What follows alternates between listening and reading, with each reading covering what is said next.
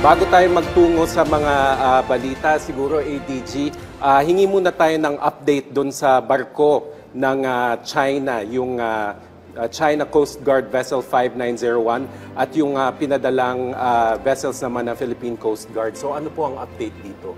Well, nasa loob nga po ng Exclusive Economic Zone ng ating bansa ang 5901, yung tinatawag nilang monster ship kasi medyo malaki ito. Ngunit hindi po natin ito pinapabayaan lang. Minamanmanan natin. In fact, we're shadowing it. Nandyan pa rin po hanggang ngayon ang BRP Cabra na siyang nagbabantay at sinusundan itong 5901 sa anumang galaw nito.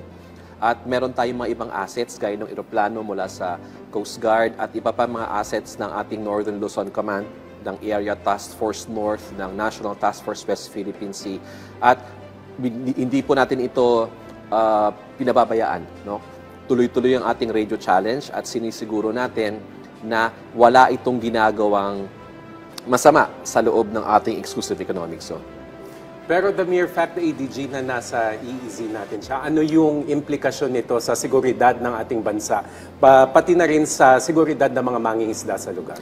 Well, yun nga yung nakakabahala dito sa mga ganitong mga pangyayari dahil ang pinakamalaking epekto nito ay nasa ating mga mangingisda. No? Kami sa National Security Council, nagsasagawa kami ng mga Fisherman's Congress sa iba't ibang lugar sa ating bansa. Yung huli sa Palawan at last year naggaling kami sa Zambales at kinausap namin yung ating mga mangingisda dyan. At pinaliwanagan namin sila na base sa batas, yan ay dagat ng Pilipinas pasok sa ating Exclusive Economic Zone at dapat patuloy silang mangisda. At yan pa rin naman ang mensahe namin sa kanila na ituloy nyo lang yung pangingisda nyo, walang nagbago. Kahit may barko pa yan, anyway, maluwag naman ng karagatan. Tuloy-tuloy lang po kayong mangisda at hindi po titigil ang ating pamahalaan through the Coast Guard and the BFAR na magbigay ng suporta sa inyo. Kumbaga, notwithstanding the presence of this CG5901, ay walang magiging epekto ito sa operasyon ng ating pamahalaan. We will continue to support all of our fishermen. ADG, sa assessment ng security agencies, ano kaya yung pakay nitong monster ship na to? Kasi monster ship, so malaki, hindi siya nagtatago. Hindi siya nagtago. Well, mukhang parte ito ng intimidation, parte ito ng coercion, aggression, deception na ginagawa ng China. Pinapakita nila na may ganito silang barko at tinatakot yung ating mga mangingisda na mangisda sa West Philippine Sea. Ngayon, in response to this, ipapaigtingin pa natin yung presensya ng ating BFAR at ng Coast Guard para suportahan yung ating mga mangingisda. May tanong po mula sa ating kasamahan sa media na si Chino Gaston ng GMA Integrated News. Ano na daw po ang gagawin natin sa monster ship ng China sailing with impunity through our EEZ, conducting what experts say is an intrusive patrol? Well, ang una nating ginawa ay pinadmanan natin ito. Pangalawa, china-challenge natin ito hanggang sa ngayon. No? Kasi ang sinasabi nitong Chinese Coast Guard ay they are conducting a patrol within their area, yung sinasabi, within their jurisdiction, na wala naman pong bansa at na sumusuporta dito. Hindi naman ito nakasaad sa international law. Kaya pinapaliwanagan din natin sila. May nagkakaroon ng sagutan. No? Nagsasalita yung Chinese Coast Guard, nagsasalita din yung ating Philippine Coast Guard at pinapaliwanagan natin sila na yung ginagawa nila ay mali. No? And ito namang monster ship ay wala namang ginagawang blocking or any dangerous maneuvers. Ito ay tumatakbo lang naman ito at given na we do not want to be the precursor of any provocative action. As of now, ang ginagawa natin ay minamanmanan natin ito at sinashadow natin. Linawin lang natin ADG. When you say nagsasagutan, person to person, through diplomatic channels, o nag-i-issue tayo ng statement tapos nag-i-issue sila ng statement? Itong sagutan na ito ay sa radyo. No? So, may sinasabi yung Chinese Coast Guard vessel. So, radio communication, sinasagot naman ng ating Philippine Coast Guard. At doon sa sinasabi ng ating Philippine Coast Guard, sinasabi natin na yung presensya nyo ay mali, no? At hindi ito nakasaad sa batas.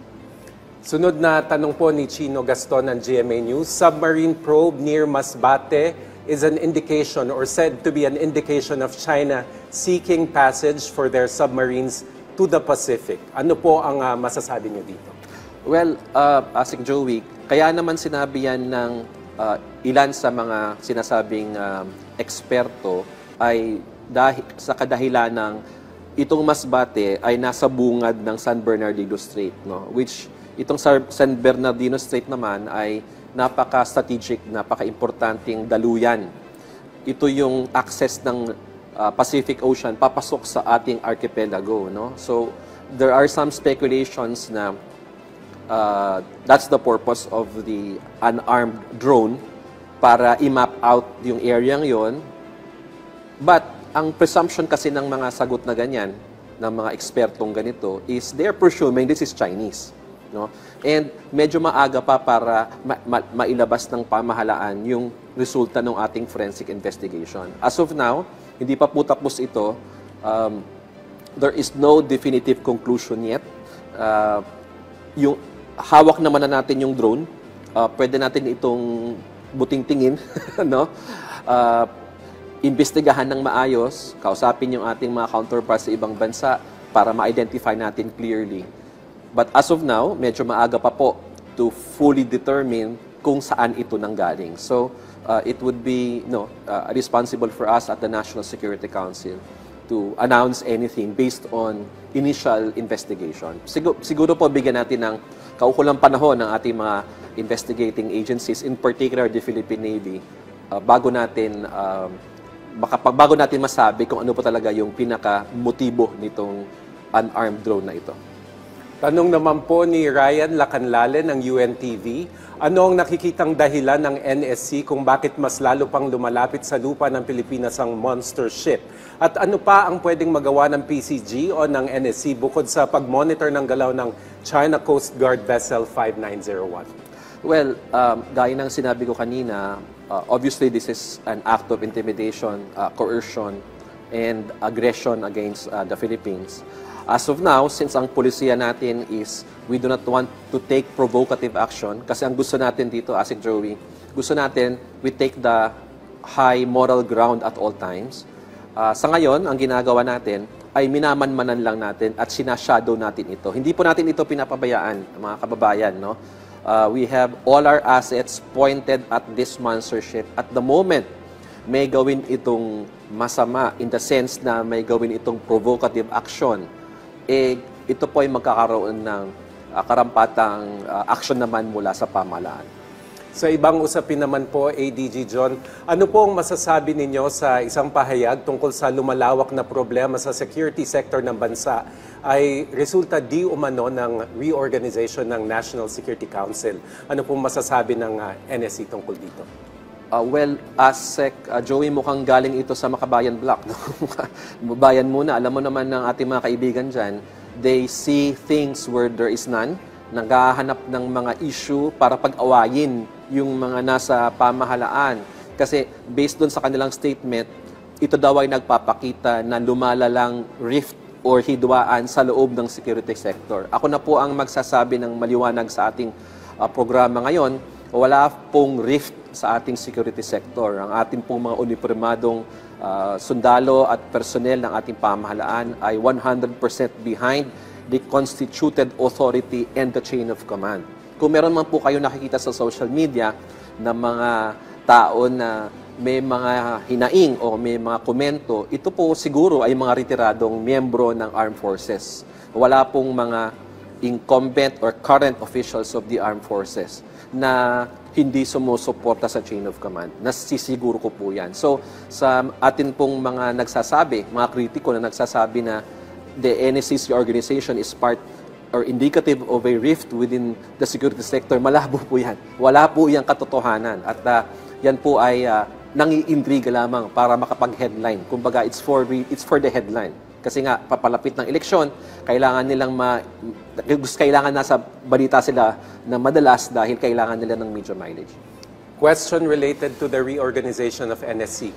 Mula kay Alvin Baltasar ng Radyo Pilipinas. May bigat daw po ba sa paglalabas ng EO number 81 ng Palasyo ang tindig ng konseho sa usapin na may kinalaman sa territorial dispute with China? Because it was stated sa EO that it is important to ensure that council members uphold and protect national security and sovereignty.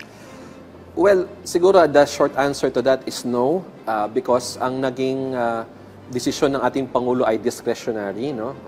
Siya naman, may karapatan siya na magpalit ng mga miyembro ng National Security Council, gaya ng mga ibang nakaraang Pangulo. No? Lahat ng Pangulo practically from the Ferdinand Marcos Sr. until President Gloria Macapagal Arroyo reorganized the National Security Council. So ito po ay merely an exercise of presidential discretion because the National Security Council is an advisory body to the President. Therefore, the President has the authority to reorganize it at any time.